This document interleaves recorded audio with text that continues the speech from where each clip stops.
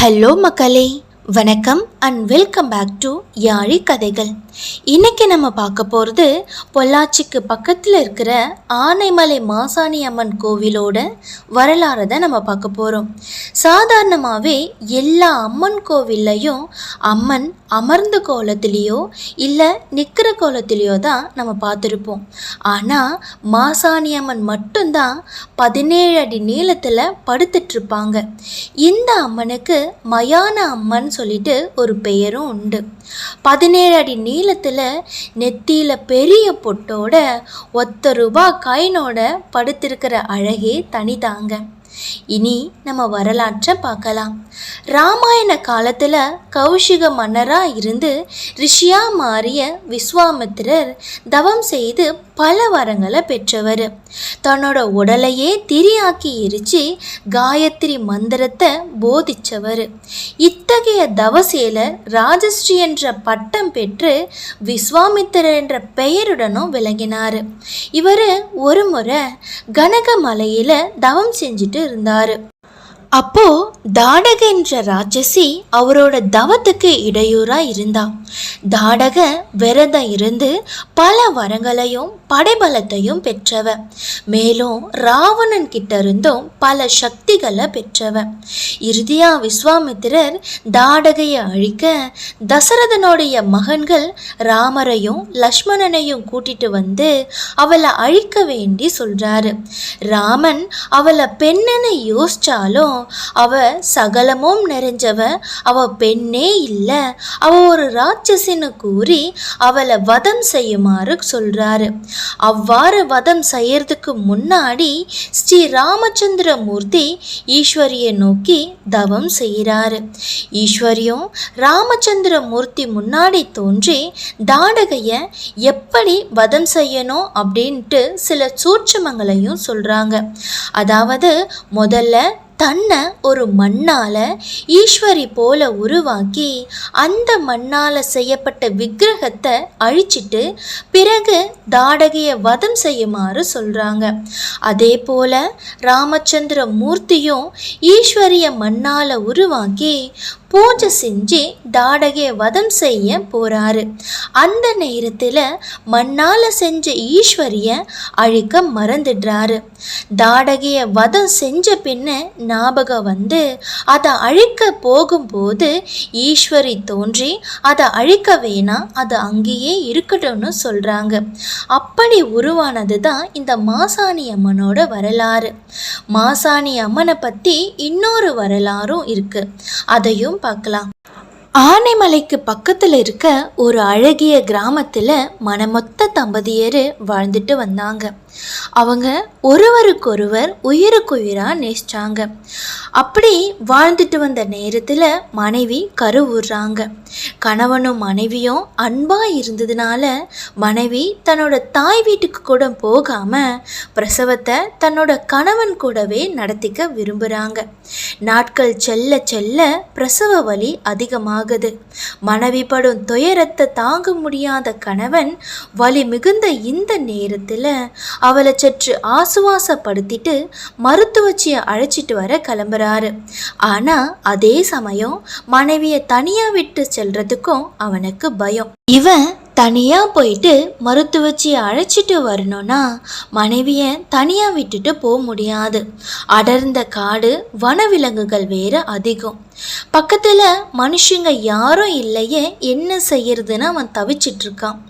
அதை புரிஞ்சுக்கிட்ட அவனோட மனைவி 2 மைல் தொலைவில் உள்ள என்னோட தாய் வீட்டுக்கு நம்ம போகலாம், அங்கே ஒரு மருத்துவச்சி இருக்காங்க, அவங்க முக்காலமும் உணர்ந்தவங்க, தெய்வ சிந்தனையும் நற்பண்புகளும் ஞானத்தால் நடப்பதை அறியும் திறனும் பெற்றவங்க, நல்ல மருத்துவம் செய்வாங்க, அவங்க கிட்ட நம்ம போகலாம், கஷ்டப்பட்டு நான் உங்கள் கூட நடந்து வரேன்னு சொல்கிறாங்க. பிரசவ வேதனையும் வலியும் தாங்க முடியாத நிலையை எட்டியதால வேறு வழியே இல்லாம தாய் வீடு நோக்கி பயணப்படுறாங்க. மெதுவா நடந்து நடந்து 1 மைல் தூரம் வந்து சேர்ந்துட்டாங்க. அதுக்கு மேல அவளால ஒரு அடி கூட எடுத்து வைக்க முடியல. சற்று தூரத்தில் பார்த்தா விளக்கு ஒளி தெரிஞ்சுது. அந்த நேரத்தில் கணவன் கிட்ட என்னால் இனி ஒரு அடி கூட எடுத்து வைக்க முடியாது, நீங்கள் போயிட்டு அந்த விளக்கு வெளிச்சத்தில் மனுஷங்க இருப்பாங்க, அங்கே மருத்துவச்சியும் இருப்பாங்க, தயவு செஞ்சு அழைச்சிட்டு வாங்க, நான் எங்கேயும் போக மாட்டேன், நான் இங்கேயே அமர்ந்துட்டு இருக்கேன்னு சொல்லிட்டு உறுதியாக சொன்னதுனால கணவன் வேறு வழியே இல்லாமல் அவளை அங்கே அமர வச்சுட்டு வெளியே விளக்கு வெளிச்சத்தை நோக்கி போகிறாரு. ரொம்ப மன வருத்தத்தோட வேற வழியே இல்லாமல் வெளிச்சத்தை நோக்கி போயிட்டு மருத்துவச்சியோட வீட்டு கதவை தட்டுறாரு. அவங்க கிட்ட நிலைமையை எடுத்து சொல்ல அவளும் மருத்துவ சாதனங்களோட உபகரணங்களையும் எடுத்துட்டு அந்த ஊர் தலையாரி இன்னும் சில முக்கியஸ்தர்களையும் அழைச்சிட்டு மனைவி இருந்த இடத்துக்கு அனைவரும் வராங்க.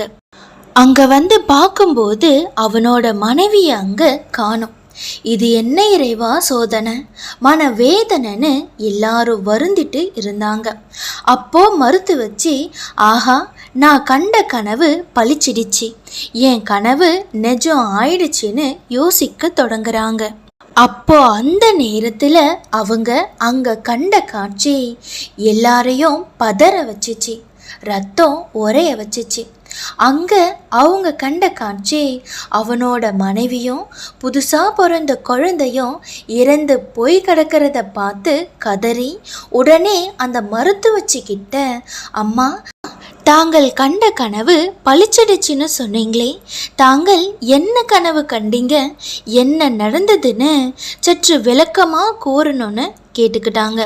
உடனே அவர் சொல்கிறாரு, நீ மனைவியை விட்டு வந்த உடனே ஒரு பெரிய கருத்த உருவம் ஒன்று அவளை நோக்கி கையை நீட்டிட்டு வந்துச்சு.